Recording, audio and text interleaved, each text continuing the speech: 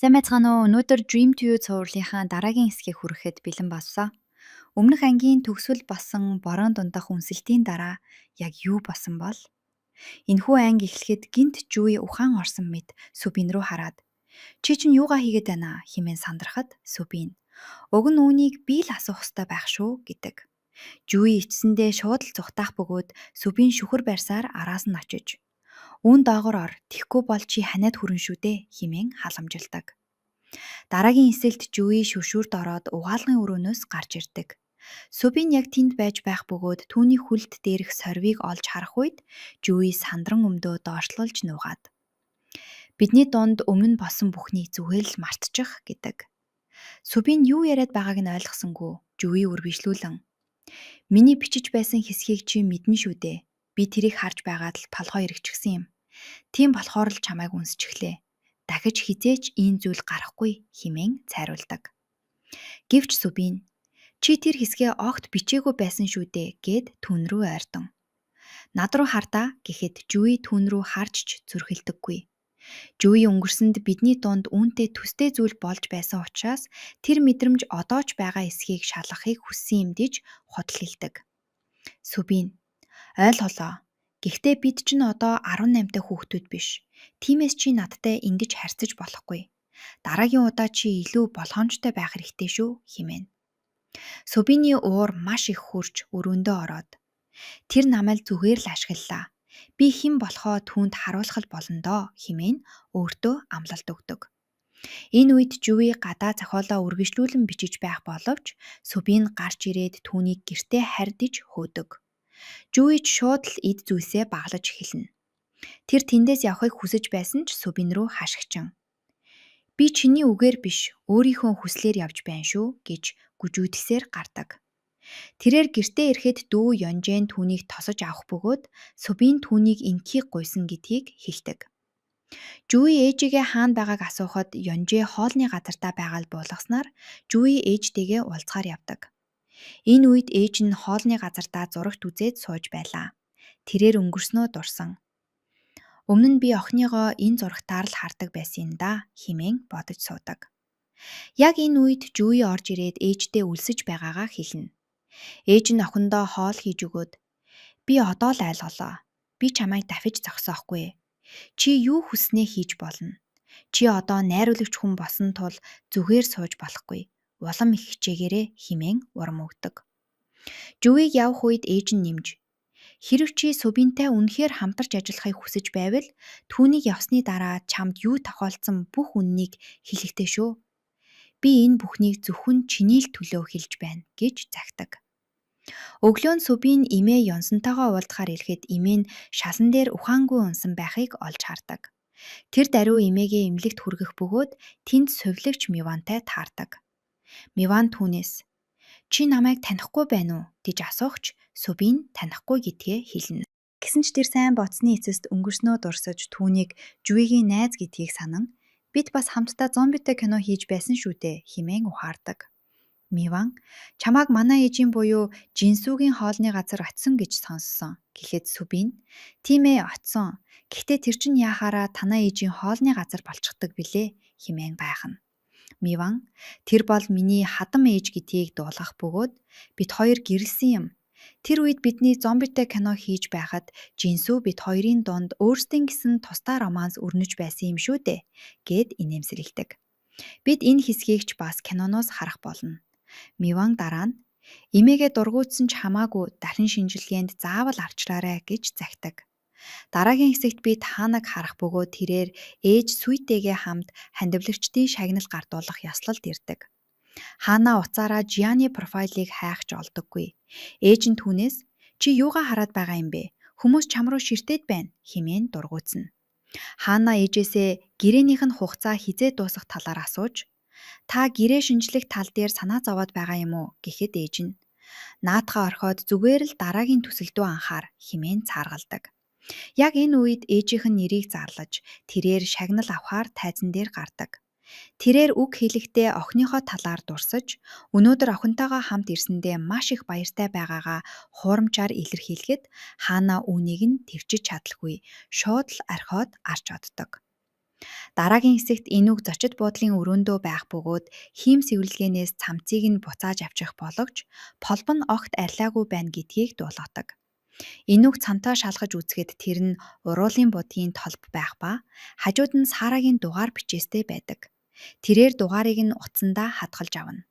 Үүний зэрэгцээ Сараг бид харах бөгөөд тэрээр нэгэн найз залуугаасаа өөрийнх нь болзооны нэвтрүүлэгт орохыг гуйх боловч залуу нь татгалздаг. Сара түүнээс "Чи надад одоо ч сайн хിവэрээ юм уу? Бид хоёр 3 сар үерхээ цаснаас хойш аль хэдийнэ 3 жил өнгөрчээ. Наадхаа мартаад надтай хамт яваач" гэж шаардна. Гэтэл гинт энүүг Сара руу залгадаг. Сара "Хэн бэ?" гэж асуухад энүүг "Уруулын будаг байна" хэмээн хариулдаг. Сара "Чи энд ирмээр байна уу?" гэж асуусны дараа тэд уулздаг. Сара өөрийгөө аль компанид ажилладаг, мөн өөрсдийн гэсэн болдооны нэвтрүүлэгтэйгээ дурдан нэрийг нь хэлж өгдөгч энүүг энэ талаар огт сонсож байгаагүйгээ нуудаггүй. Энүүг түүнээс "Хоёулаа зүгээр л хоол идэх үү? Эсвэл согттлоо уух уу?" гэж асуухад Сара "Хоёр дахь сонголт нь хамаагүй дээр байна" гэж хариулна. Ингээд тэд хамтдаа ууж согтуураад дараа нь зочид буудагт ирэн илүү дотносдог. Дараагийн хэсэгт Жуи ажил дээрээ байх боловч Сүбин тэнд байсангүй. Жуи түүн рүү залгаад хаана байгааг нь асуухад Сүбин "Имлэг дээр байна. Нэмээ унчихсан болохоор яаралтай авчирсан юм. Намайг уучлаарай. Өнөө орой би чамтай хамт ажиллаж чадахгүй нь" гэж хариулдаг. Жуи ямар имлэг болохыг нь лавлахад Сүбин аавынхаа имлэгт байгааг хэлдэг. Энэ үед эмнэлгийн сувилагч нар Сүбинийг захирлын хүү, бас үнэхээр царайлаг залуу хэмээн өөр хоорондоо шивнэлдэнэ. Битэл ойролцоо зогсож байсан Сүбиний аав тэдний яриаг сонсчихон тэрээр юу болоод байгааг ажилтнуудаас асуухад тэд хүүтэйгээ хамтарвал эмнэлэг нь маш албартай болно хэмээн ятгахыг оролддог. Гэвч аав нь иймэрхүү дэмий зүйлд анхаарал хандуулах хэрэггүй гэд Сүбинийг чухам яах гэж энд ирснийг сургаалдаг. Тэрээр Ёнсон эмээ дээр очиод биеийнх нь байдлыг асууна. Эмээ "Чиний хүү л намайг аварлаа" гэхэд аав нь Сүбинийг хаачсныг асуух ба эмээ Жуиг авахаар явсан гэдгийг нь дуулгана. Энэ үед Сүбин цахилгаан шатанд явж байлаа. Гинт хаалга онгооход өмнө нь аав нь зогсож байх нь тэр. Аав нь дотож орж ирээд цахилгаан шатны хаалгыг түгжиж орхидог. Сүбинд өнгөрсөнд аав нь түүнийг хэрхэн зодож хідэн удаа харанхуй өрөөнд түгжиж байсан харгас дурсамжууд зурсхийн орж ирнэ. Тэрээр маш их айж шалан дээр сүхрэн ундаг. Аав нь түүн рүү дайрч "Чи энд яах гэж ирсэн юм? Чи ирэх ёсгүй байсан" хэмээн загнаж гардаг. Нөгөө талд Жуи яг тэнд ирсэн байв. Тэр цахилгаан шат хүлээх боловч онгоохгүй байсан тул явах гэж байтал гинт хаалга нээгддэг. Жуи хамгийн түрүүнд Сүбиний аавыг олж харах ба аав нь ч түүнийг хардаг. Жуи шууд л гүйн орж ирэхэд Сүбин шалан дээр ухаангүй унсан байлаа. Жуи түүнийг чанга тэгэрч авдаг. Дараагийн хэсэгт тэд гэртээ ирэх бөгөөд Сүбин шууд л өрөөндөө ороод чимээгүй болчихдог. Өглөө босон ч тэр өрөөнөөсөө гарч ирсэнгүй. Жуи хаалганы цаана ирж суугаад "Би яг энд байна шүү" хэмээн арааддаг. Сүбин ч бас хаалгаа налан сууна. Жуи түүнд "Чамайг Мивантай уулзсан гэж сонслоо. Би түүний хормын бичлэгийг хийж өгснөөс хойш дахиж огт уулзаагүй юм. Дараа би чамд тэр бичлэгийг үзүүлнэ" хэмээн ярьж өгдөг. Мөн Жуи өөрт нь одоо хитгэн найз үлдсэн тухай бас бусад найзуудынхаа тухайч хуучлана. Үүнийг сонсож суусан Сүбин "Надад тусалсанд баярлалаа" хэмээн намуухнаар хэлдэг. Энэ үед Хана менежертэйгээ хамт машин дотор өөрийнх нь талаар бичсэн сөрөг сэтгэгдхүүдийг уншиж сууна. Менежер нь "Энэ бүхнийг уншихаа боль, хүмүүс угаасаа л ингэж ярьд юм" гэхэд Хана "Би бүх төрлийн кинонд маш сайн тоглож чаддаг мөртлөө яагаад романтик кинонд л дүр бүтээж чаддгүй юм бол? Учрыг нь огт ойлгохгүй юм" гэж гомдлоно. Менежер нь "Учир нь чи хизээж хүнтэй үерхэж, хизээж хэн нэгнийг хайрлаж үзээгүй шүү дээ. Хүн хэн нэгэнд дурлахаараа царайны хувирал нь тэр чигтээ тэр хүн рүүгээ л тэмүүлж байд юм" гэж тайлбарладаг. Хана толинд өөрийнхөө царайг харж байгаад гинтхэн "Машинаа эргүүл" гэж тушаадаг. Хана Жианы хоолны газар дээр ирэх ба Жиан түүнийг хараад "Энд юу хийж яваа юм" гэж тайхан асууна. Хана "Мотоциклээр салхилах гэж л ирлээ" гэхэд Жиан "Би дахиад 1 цаг ажиллана, тэгэл гарна" гэдэг. Хана юу ч болоогүй мэт "Асуудалгүй, би хүлээж бай" гэж суудаг. Тэнд сууж исэн хоолны газрын эзэн болон хэдэн үйлчлүүлэгчид Ханагийн тухай бичлэг үзэнгээ түүний хизээж хүнтэй үерхэж байгаагүй, түүнтэй хамт байвал маш уйтгартай байх болно хэмээн хов бацаж гарна. Тэд бүр ээж сүүгийнхэн талаар ярьж нөхрөө ажилгүй болмогц шууд салчихсан. Ямар их байна, тийм л охин байна хэмээн муулдаг. Үнийг сонссон Хана юу ч дууралгүй, чимээгүйхэн адаш гардаг. Жан хүмүүс рүү хашгичин угарлаад Ханагийн араас гадаш гарна. Тэр Ханаар зогсоож "Энэ одоо юу болж байна? Чи тэднийг зогсоох ёстой байсан юм. Яагаад юу ч хэлсэнгүүгээ" гэхэд Хана "Тэд намайг ингэж хэлэх эрхтэй шүү дээ. Би ч бас шүүмжлүүлэх эрхтэй хүн" хэмээн гунигтайгаар хариулдаг. Жиан түүнд "Хоёулаа салхинд гарцгаая" гэд мотоцикл дээрээ суулгадаг. Замдаа Хана түүнийг араас нь чанга тэгэрж аваад маш чангаар уйлдаг. Дараагийн хэсэгт Жиан түүнийг гэртээ дагуулж ирээд халуун цай аягалж өгнө. Хана "Уг нь чи чинь жүжигчин хүн шүү дээ. Гэтэл чиний профайл хаанч байдаггүй. Би чамайг яаж олсныг, бас энэ хоолны газрыг яаж мэдсэнийг минь сонирхгүй байна уу" гэхэд Жиан "Надад огт сонирхол алгаа" хэмээн цааргалдаг. Гэхдээ Хана үргэлжлүүлэн "Би чиний тавлаж байсан цувралуудыг хайж үзээд тэндээс л чиний хоолны газрыг олж мэдсэн юм" хэмээн хуучилдаг. Хана "Би тэднийг шүүхэд өгөх үү" гэж асуухад Жиан инээгээд татгалздаг. Жиан түүн рүү харан дашамд хэлэхэд "Чи яагаад надтай уулзах гэж ирсэн юм бэ" хэмээнэ. Хана "Энэ чинь шудраг бус байна. Чи миний тухай бүгдийг мэддэг байхад би найзынхаа талаар юу ч мэдэхгүй шүү дээ. Тийм болохоор л чиний талаар мэдтэж энд ирлээ. Чи намайг огт хайгаагүй юм уу" гэхэд Жиан найзууд нүүр нүрээ харж байгаад ярилцдığım гээд мөн л ээлтгээр татгалздаг. Үүний дараа Жиан өөрийгөө хэн болох, хэдэн настайгаа мөн хоббиныхаа талаар ч ярьж эхэлнэ. Тэрээр өнгөрсөн амьдрал хэрхэн кино урлагт дурлаж жүжигчин болохоор шийдснээ, бас ямар кинонуудад тоглож байснаа ч хуучлана. "Аав минь надад 'Би чамд 10 жилийн хугацаа өгье. Хэрвээ чи жүжигчин болж чадахгүй бол буцаад ирээрэй' гэж хэлж байсан юм. Гэтэл хараач, аль хэдийн 10 гаруй жил өнгөрчихсөн байхад би энд байсаар л байна" хэмээн ярьдаг. Хана түүнд "Чи үнэхээр сайхан дэр бүлтэй юм аа. Би бүр атаахаж байна. Чи аавтайгаа очиж уулзчаад буцаад ирж болно шүү дээ" гэдэг. Улмаар тэр өөрийнхөө тухай ярьж эхлэх бөгөөд "Надад ч бас хэний ч мэдэхгүй нэгэн түүх бий. Сонсомоор байна уу" гэд өнгөрснөө дурсана. Энэ үед бид Ханагийн хүүхэд нас руу очих болно. Тэр үеэс л ээж Сүйн түүний бичлэгийг хийж эхэлсэн бөгөөд өдөр бүр л шин төсөл, шин ажил авчирдаг байжээ. Хүүхэд байхын л түүний хамгийн энгийн жижигхэн үйлдэлүүдийг хүртэл камерт буулгадаг байв. Сургуульд орсон хойноо ч энэ байдал үргэлж ихнэ. Үүнээс болоод Ханач мөн хичээлээ тухтай хийж чадахгүй байсан ангийнхан нь ч маш их бухимддаг байлаа. Нэгэн удаа түүнийг хичээлээсээ гарч ирэхэд хевлээхэн бүчин авч "Эцэг эгч нь салсан.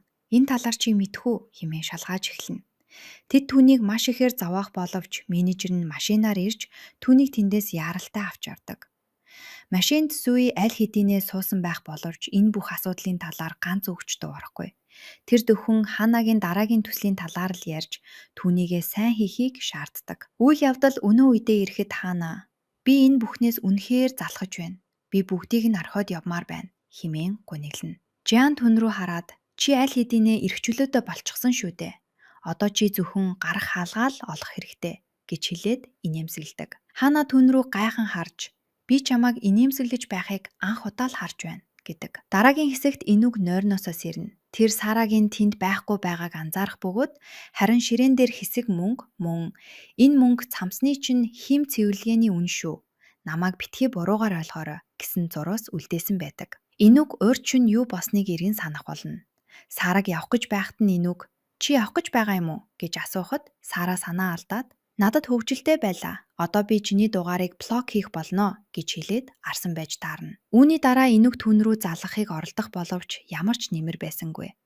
Тэрээр Сүбин рүү залгаж "Надад юу тохиолдсныг мэдээд өгөөч.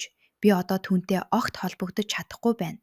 Би яах ёстой вэ" гэж шалгаана. Сүбин түүнд "Одоо болох хэрэгтэй дээ" гэж зөвлөх боловч Энүг түүний үгэнд ордоггүй. Дараагийн хэсэгт Энүг Сарагийн компани дээр ирж яагаад тэрхүү болзооны нэвтрүүлэгт оролцохыг хүсэж байгаагаа тайлбарладаг. Гэтэл яг энэ үед Сара гүйж ирээд түүнийг оролцох боломжгүй хэмээн дарагтаа тайлбарлахыг оролддог. Гэвч дарга нь тэр яагаад болохгүй гэж тэр үнэхээр царайлаг залуу байна шүү дээ.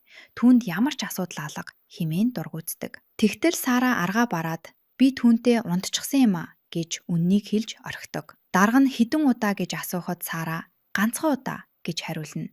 Дарга нь тэр хоёроос та хоёр бие биедээ сайн юм уу гэж асуухад хоёулаа үгүй гэж мэлддэг. Дарга нь тэгвэл ямар ч асуудал алга гэрээндээ гарын үсэг зурцгаа гэд яваад өгдөг. Сара энэг рүү хандан чи үнэхээр үүнийг хийхийг хүсэж байгаа юм уу?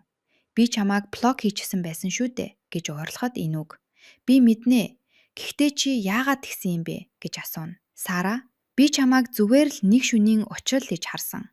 Би чамд сайн биш гэхэд энүүг цаашид бидний хооронд юу болохыг зөвхөн цаг хугацаа л харуулах болно хэмээн итгэлтэйгээр хэлдэг. Дараагийн хэсэгт Сүбийн Жүй хоёр зохиолоо үргэлжлүүлэн бичиж байхыг бид харах болно. Жүй хэрвээ эрэгтэй дүр нь яваад өгвөл яах вэ гэж асуухад Сүбийн юу ч хариулж чаддаггүй. Үүний дараа тэд найзууд болох Жинсү, Миван хоёртойгоо зоогийн газарт хооллож байдаг. Тэд өнгөрсөн үеэ дурсаж тэр үед ямар хөвгөлтэй зүйлс хийдэг байсан талаараа хөөрөгдөнө.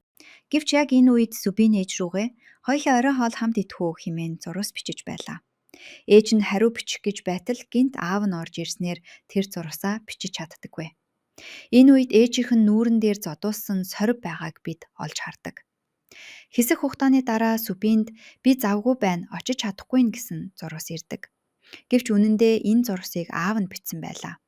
Аав нь эхнэр дээрээ ирээд хэрвээ та уулзмаар байвал эхлээд өөрийнхөө нэг янзал гэж хэлдэг. Найзууд бие биетэйгээ салах ёс гүйцэтгээд тарцгаана. Сүбийн Жүйд чи гэр рүүгээ явах гэж байна уу? Хамтдаа явцгаая гэхэд Жүй ч зөвшөөрдөг. Тэгтэл Сүбийн рүү ааваас нь бололтой дуудлага ирж ямар нэгэн зүйл хийдэг. Үүний дараа тэр хоёр хоёул хар ирчээрээ гүйсээр гэртээ ирэхэд ээж нь шалан дээр унсан байдагтаа өгтдөг. Ээж нь чамд ийм байдагтаа харагдаж байгаадаа би маш их ичиж байна. Намайг уучлаарай гэхэд Сүбийн та яагаад уучлалт гуйгаад байгаа юм бэ? Өөр хүн уучлалт гуйх ёстой байтал хэмээн хашгирдаг. Тэрээр дээд давхарт гарч аавтайгаа нүүр тулан та яаж миний ээжэд гар хүрч чадаж байна гэж уурладаг. Сүбиний аав өөдөөс нь чи анх яг л хулчгаар амтан шиг зүхтаж яваад буцаж ирсэн. Одоо чи дахиад л хулчгаар амтан шиг зүхтах гэж байна. Би чиний ээжийг зодоогүй. Чи өөрөө л түүнийг зодсон шүү дээ гэж ёжигдог. Сүбийн уурандаа аавыгаа цохиод авдаг ба дөөгүй бай. Хэрвээ дахиад л ингэх юм бол болгоомжтой байгаарай. Би таныг зүгээр орхихгүй шүү гэж анхааруулад явхаар иргэдэг. Гэтэл яг энэ үед аав нь чамд хүмүүсийн амьдралыг сүрүүлдэг төрөлхийн авьяас байх шиг байна. Чи чухам юу хийснээ өөрөөрөө ч мэдэхгүй явна. Чи тэр охиныг хаяад явсан. Гэхдээ чамайг явсны дараа тэр охин арайхийн л амьд үлдсэн шүү дээ хэмээн үннийг дэлгдэг. Үүний дараа бид өнгөрсөн рүү буюу Жүйгийн ээж эмдэг рүү гүйж ирж буй хэсгийг харах болно. Тэрээр Сүбиний аавын захаас зуран чиний хүү хаана байна? Миний охин түүн рүү очиж яваад осолд орчихлоо. Би чиний хүүгийн ар хөлийг хуглах болно. Би түүнтэй уулзмаар байна хэмээн цөхрөнгөө баран морилох боловч түүнийг имлгээс хөөгөөд аргачихдаг. Энэ үед Жүй Сүбиний ээжтэй хамт байж түүнийг асарч халамжилдаг. Үүний дараа тэрээр тэндээс гарч явна. Сүбийн Жүйгийн хүл дээрх сорвийг харж байснаа гинт сандаг бөгөөд одоо л тэр Жүй чухам юу тохиолдсон болохыг бүх үннийг бүрэн дүүрэн ойлгож ухаардаг. Дараагийн хэсэгт Сүбийн энэ бүх дурсамжийг санан хар ирчээрээ гүйж хардна. Сүбийн Жүйгийн өмнө амьсгаадан ирж зогсоод түүний хөл рүү харан энэ бүхэн надаас болсон юм уу? Надад үннийг хэлээч хэмээн шалгаана. Гэвч Жүй хэн үннийг чамаас болсон гэж байна? Энэ бол миний л буруу байсан хэмээн нуудаг. Тэгснээ Жүй чимээгүй ээж саяхан унтсан. Хоёлаа гадаа гарч ярилцъя гэдэг. Дараагийн хэсэгт тэр хоёр гадаа гарч ярилцдаг. Сүбийн Жүйгээс чи энэ тухай надад хизээж хэлэхгүйгээр шийдсэн байсан юм уу гэж асуухад Жүй би яаж хэлэх юм бэ? Энд чинь хитрхи ичвтер шүү дээ. Хэрвээ тэр үед чамд ямар их сайн байсныг минь мэдсэн бол чи маш их бардамнах байсан. Би үүнийг чинь харахыг хүсээгүй болохоор хизээж хэлж чадаагүй юм хэмээн. Сүбийн намайг анх харахтаа л чи намайг харааж эсвэл алгадаад авах ёстой байсан юм. Чи санахгүй байна уу гэхэд Жүй би тэгсэн шүү дээ. Чамайг харааж бас алгадсан гэдэг. Сүбийн үүнийг юу ч болоогүй юм шиг битгий яар. Энэ бүхэн чамд саяхан л болж өнгөрсөн байж болох ч миний хувьд аль хэдийн 10 жил өнгөрчээ. Би энэ бүх хугацааг зөвхөн чамайг л буруутгаж өнгөрөөсөн гэд. Хэрэв өөрөөс нь болоогүй бол Жүйг одоогийнхоосоо хамаагүй дээр амьдрах байсан гэдгийг батлан хэлдэг. Жүй сэтгэл нь хөдлөн чи яаж ийм нөхцөлд ингэж хэлж чадаж байна аа? Би өөрийгөө өрөвдөж амьдарсан. Харин чамтай дахин уулзсныхаа дараа л би үнэндээ өөрийгөө буруутгаж, өөрийгөө л ууржилж чадахгүй байснаа ойлгосон гэдэг. Мөн тэрээр өөрийнх нь харуусал Сүбин биш, харин өөрөө гэдгээ хэлдэг. Сүбин, гэхдээ чи яах гэж байгаа юм бэ? Миний төлөө цаг хугацааг буцаах юм уу? Эсвэл дурсамжийг минь арчиж өгөх юм уу? Би үргэлж уучлалт гуйсаар их байх болно. Би харамсаж өөрийгөө буруутгах болно. Тиймээс л би айж байсан юм. Намайг ингэж ч болохгүй гэж битгий хэл. Энэ бол миний үүрэх ёстой ачаа хэмээн гунигтаагаар хэлдэг. Дараа нь Сүбин ээжийнхээ хажууд суух бөгөөд ээж нь түүнийг тайвшруулан энэ чиний буруу бишээ зүгээр дээ хэмээн араддаг. Өглөө босоход ээж нь аль хэдийнэ гал тогоонд хоол хийж байх бөгөөд Сүбин түүнийг амархыг гуйгч ээж нь хүүдээ зориулж хоол хийхийг хүснээ хэлээд аав нь сэрхээс өмнө харихаар явдаг. Сүбин сөүл рүү явхаасаа өмнө Ёнсон эмээдээ эмийнхэн цагийн хуваарийг 6-аар зурж тайлбарлаж өгөөд дахин унах юм бол нуруу нь ноцтой гэмтэж болзошгүйг анхааруулдаг. Мөн ээждээ эмээг сайн асарч өгөхийг захидаг. Нөгөө талд Жүй гэр бүлийнхэнтэйгээ өглөөний цайг аваж байдаг.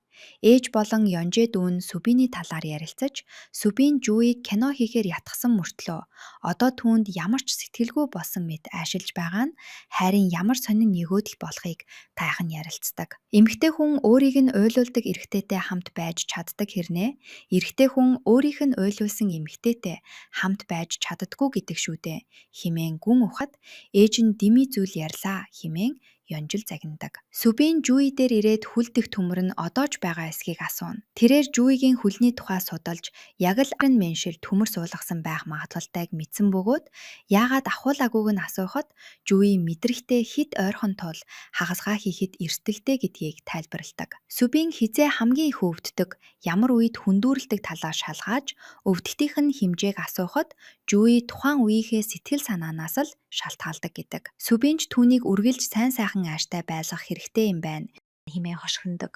Тэгснээ гинт тэр үед чи намайг үнсчихэд зүгтчихсэн нь ямар учиртай байсан юм гэж асуудаг. Энэ нь Жүйг өнгөрсөн дурсамж руугаа буцахад хүргэх бөгөөд тэр үед өөрийгөө галзуурчхаж гээд Сүбинд энэ бүхнийг мартаад өөрийг нь дагахаа боль гэж хэлэн зугтааж байсныг харин Сүбин араас нь бороонд норно шүү дээ хэмээн дагаж байсныг сануулна. Тэр үдэш хоёулангийнх нь хувьд маш олон шалтгааны улмаас нойргүй хонсон шөнө байсан юм. Үйл явдал өнөө үедээ эргэн ирэхэд Сүбин өнөө хөвгөлтийн хэмжээгээр нь дайжирн нь шовгосоор байх бөгөөд Жүй түүнийг тоолгүй зүгээр их төвчж гардыймаа гэд цааш алхдаг. Тэр мөчөөс эхлэн Сүбин Жүйг улам бүр илүү халамжилж эхэлдэг. Ажиллаж байхдаа хүртэл түүний хамгийн жижиг хэрэгцээг ч анхаарч түүнийг тухтай байгаа эсхийг нь үргэлж шалгана.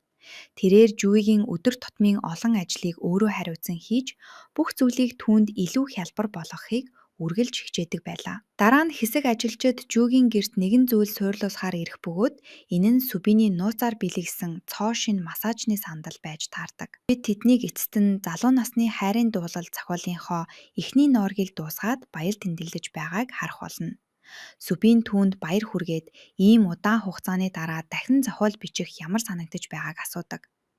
Жүй зохиол бичих нь яг л дугуй унахтай адил нэг л сурчхол хизээж мартдаггүй юм байна хэмээн хошигноод тэгснээ үүнийгээ хитрхи биеэ тоосон солирдчихгүй хэмээн байхна. Тэд үүнийгээ тэндэглэж уухаар шийдэх ба Сүбин сэтгүүлж байх үеийнхээ хуучин цомоодыг гаргаж ирэн тэдгээрийгээ бэлэг дурсгал хэмээн нэрлээд Жүйгээр нэгийг нь сонгуульж хундаг болгон ашигладаг. Тэд хундаг тулгаж Сүбиний хуучин сэтгүүлж байх үеийн тухай нэгэн удаа маш хөгшин модыг хэрхэн хулгайлах гэж оролдож байсан тухай хуучилж бие биенийхээ бардам биеэ тоосон зангаар товсоом хийн хөгжилддөг. Дараагийн хэсэгт шин төслийн багийнхан бүгд студид хүрэлцэн ирнэ.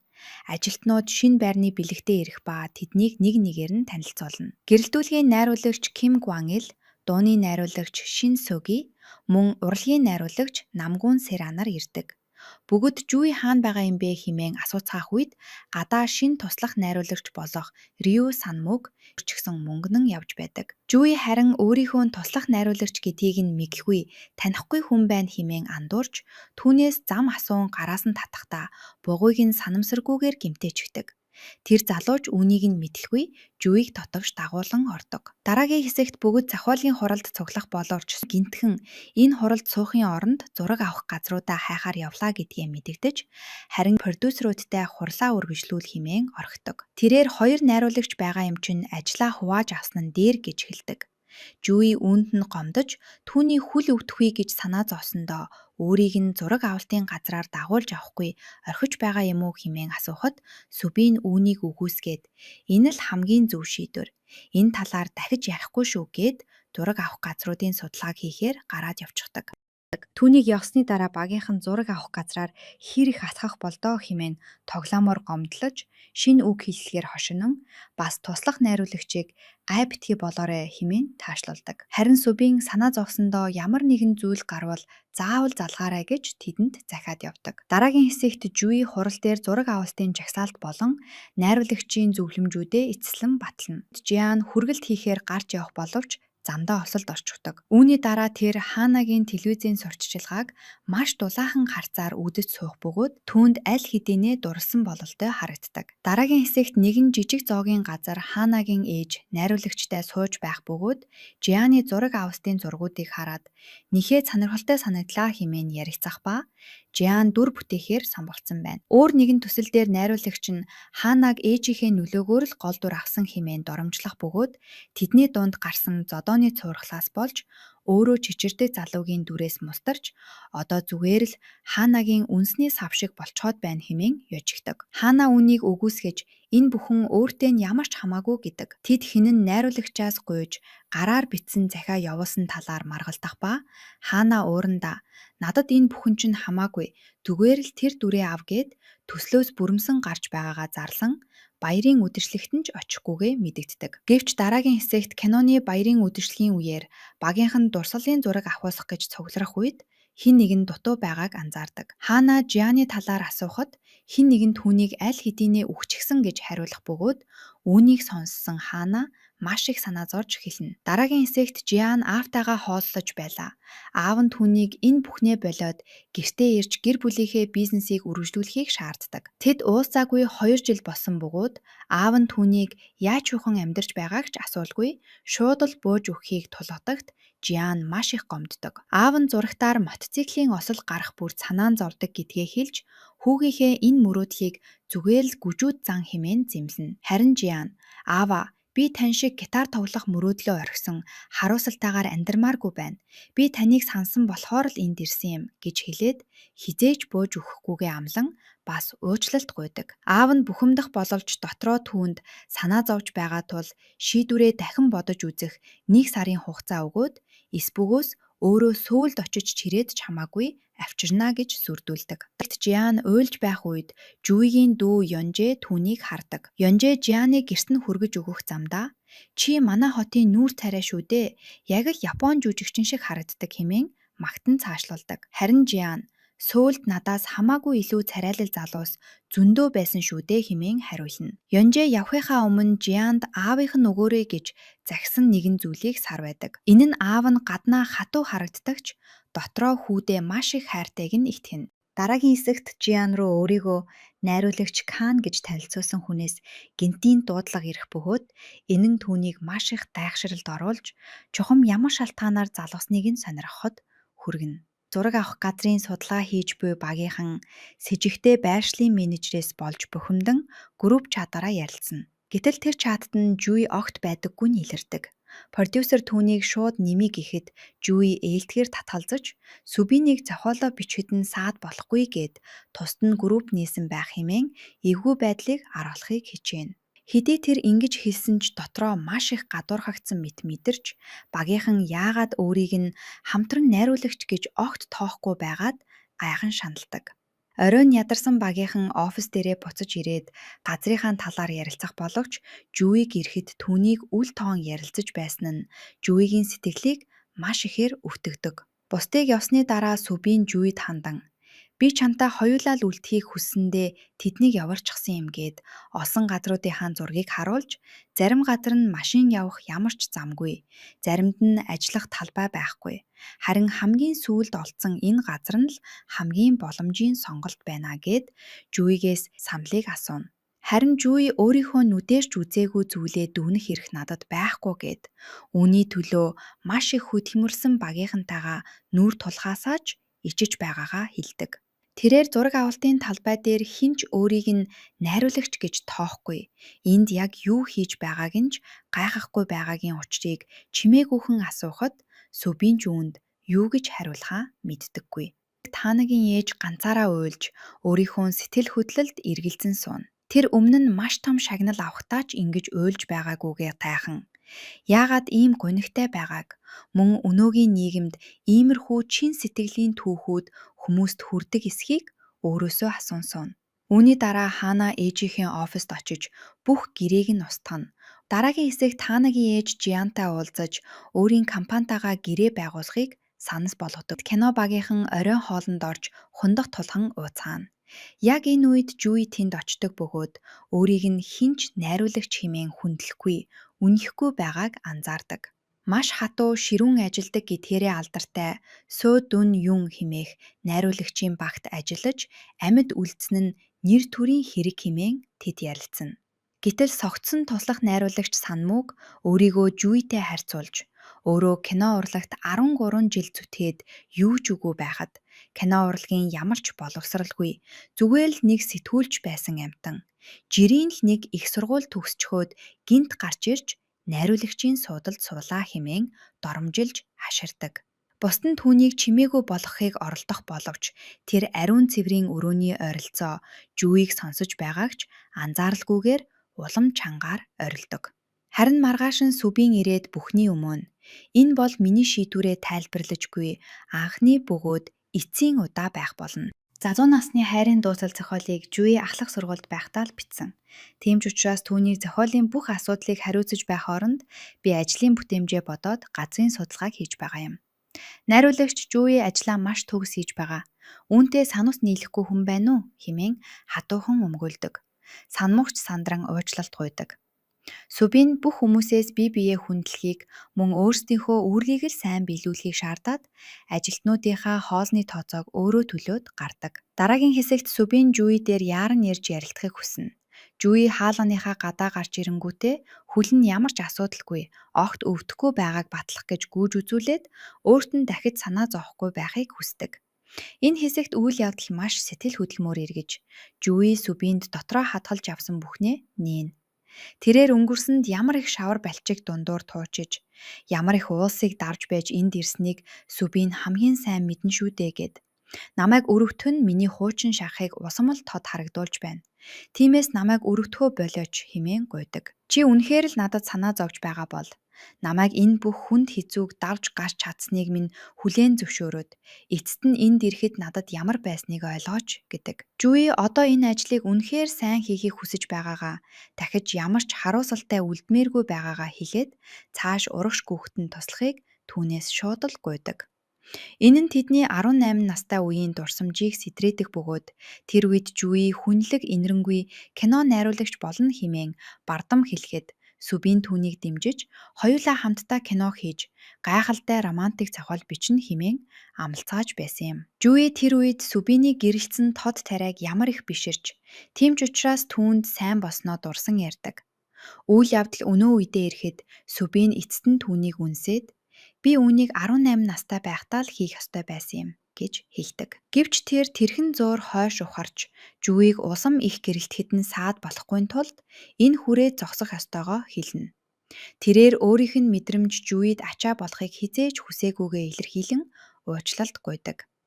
Жүй түүнээс уучлалт биш, зөвхөн тусламжил хүснээ хэлэх бололж Сүбин одоогийн байдлаар энэ л миний чиний төлөө хийж чадах хамгийн зөв зүйл байна хэмээн уучлал хүсдэг. Хэдий тийм ч Хамгийн чухал нь киноныхоо зохиолыг хамтдаа дуусгах гээд өөрийнхөө мэдрэмжийг цэгцлэх цаг хугацаа хэрэгтэйг училдаг. Тэрээр киноны зохиол бүрэн дуустал гэрээсээ ажиллах болно гэдгээ хэлээд тэд нулимстайгаар салах ёс гүйцэтгснээр 6 дугаар анги төгсөж байна. За бичлэг маань таалагдаж дараагийн хэсгийг үзхийг хүсвэл комент бичиж сувагтаа subscribe хийгээрэй.